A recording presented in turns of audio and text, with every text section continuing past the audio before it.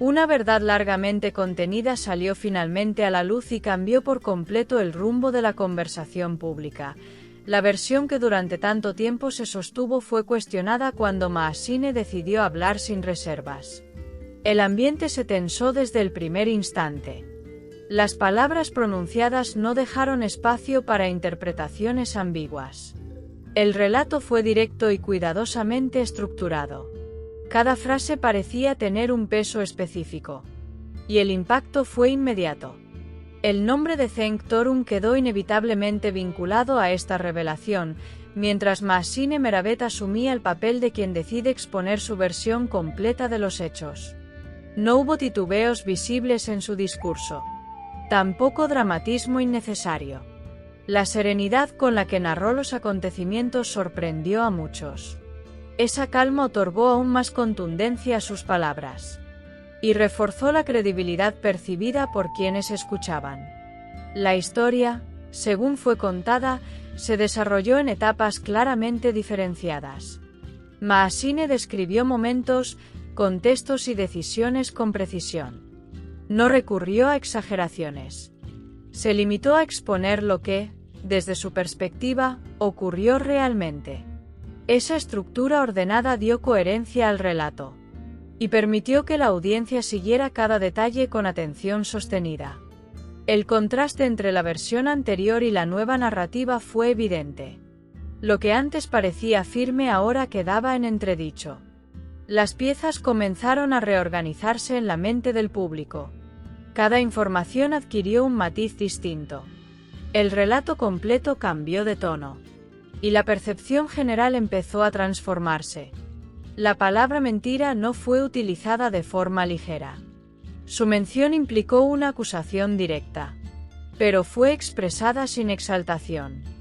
Más bien, se sintió como una conclusión inevitable tras la exposición de los hechos. Esa elección de lenguaje marcó el momento. Y convirtió la declaración en un punto de inflexión. El silencio que siguió a la revelación fue tan significativo como la narración misma. No hubo interrupciones ni respuestas inmediatas. El espacio quedó suspendido en una pausa densa. La audiencia procesaba cada detalle. La tensión era palpable. Y el impacto emocional se extendía más allá de las palabras. La decisión de contar toda la historia pareció responder a una necesidad de claridad. No fue presentada como un acto de confrontación, sino como un ejercicio de transparencia. Esa intención fue subrayada en varias ocasiones. La idea central era restablecer la verdad según su vivencia. Y cerrar un capítulo que, según expresó, necesitaba definición. La reacción del entorno no tardó en manifestarse. Algunos mostraron sorpresa abierta. Otros expresaron apoyo inmediato. También hubo quienes optaron por la prudencia. La diversidad de respuestas reflejó la complejidad del tema. Y confirmó que la revelación había tocado un punto sensible. En este tipo de situaciones, la percepción pública puede cambiar rápidamente.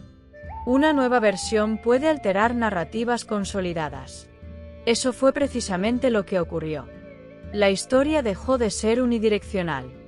Se convirtió en un diálogo abierto sobre confianza y coherencia. Y la atención se centró en cada palabra pronunciada.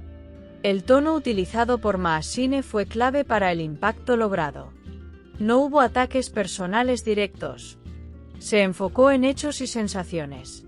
Esa estrategia fortaleció su posición ante la audiencia. La claridad fue su principal herramienta. Y la coherencia sostuvo su discurso. Más allá de los nombres involucrados, el episodio abrió una reflexión más amplia. La importancia de la verdad en cualquier relación se volvió el eje del debate.